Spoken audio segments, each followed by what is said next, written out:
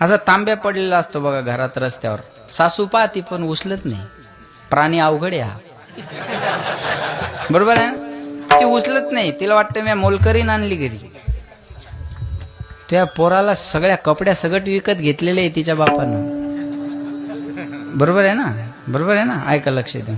मग ती तांब्या उचलत नाही ती, आणि मग पोराला सांगते, बाबू पाठपासून तांब्या आहे तिथं, त्या हाताला का लखवा झाला काय, उचल ना. हा हो, किती छोटे कारण आहे ते. बोला ना, काय झालं मला? अहो बरं, त्या माणसानं कोणाकडून बोलाव, बोला. माणसानं बोलायचं कोणाकडून?